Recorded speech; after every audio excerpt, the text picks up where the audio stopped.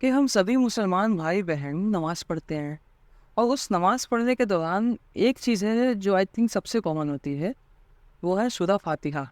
हम सब पढ़ते हैं, जब भी हम नमाज़ की नियत मानने के बाद, सना पढ़ने के बाद पहली चीज़ जो होती है वो होती है सूरा फ़ातिहा। वो हर रकात में हम उस चीज़ को, हम उस सूरा को पढ़ते हैं। बट शायद कभी हमने जानने की कोशिश नहीं की कि आखिर में ये सूरा फ़ातिहा है क्या? मतलब कि बाकी सूरा भी पढ़े जाते हैं, बट सूरा फ़ातिहा सब रकात में होते हैं। तो इसका मतलब क्या है आखिर? ये है क्या? अरबी में तो हम इसे पढ़ते हैं, हमने इसे याद किया है, कुरान शरीफ में भी पढ़ा है, बट शायद कभी इसका मतलब जानने की कोशिश नहीं की।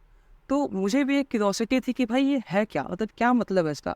भाई हम पढ़ रहे हैं अरबी में, अरबी हमें आती नहीं, तो हमें जानना तो है ना कि मतलब क्या है?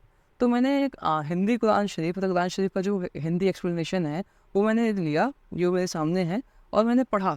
तब मुझे पता चला कि सूरह फ़ातिहा, जो कि अल्हम्दुलिल्लाहि रब्बिल आलमीन अर्रहमानिर रहीम ये सूरा है, ये कहता है कि इसमें बेसिकली एक बंदा अपने अल्लाह से दुआ कर रहा है कि या अल्लाह, सारी प्रशंसा तेरे लिए, मतलब क्योंकि तुमने ये दुनिया बनाई, आपने दुनिया बनाई, आपने हम सबको बनाया, आप ही हम सब के अच्छा करने वाले हैं, और हमने जो बुराइयाँ की हैं वो उसके बारे में भी, तब जब हम ख़त्म हो जाएंगे तो वो भी आपके सामने सारी चीज़ें पेश हो जाएंगी, जो भी हमने अब इस दुनिया में अच्छाई की या फिर जो भी बुराई की।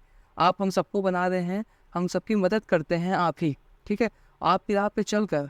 तो अब वो बंदा कहता है कि जिस तरीके से आपकी राह पे चल के जो अब तक के जो अच्छे बंदे आए, जैसे नबी आए, वो है ना, सहाबास लोग आए, उन्होंने एक अच्छी ज़िंदगी गुजारी, आपकी राहों में चले वो, और उन्होंने एक एक एसेंशियल लाइफ जी, ठीक है? तो बंदा ये दुआ कर रहा है कि आप मुझे भी वो तरीका बताइए, मुझे भी एक वो जो आपने उन सारे बंदों को आपने बताया, जिस राह पे चल के वो एसेंशियल वो बन सके, और जिन्होंने अच्छी ज़िंदगी जी, आपकी राह में चलती हुई ज़िंदगी जी, वैसी ज़िंदगी हम भी जी सकें, हम भी अपने जीवन को अच्छा कर सकें, तो एक ऐसी राह बताइए।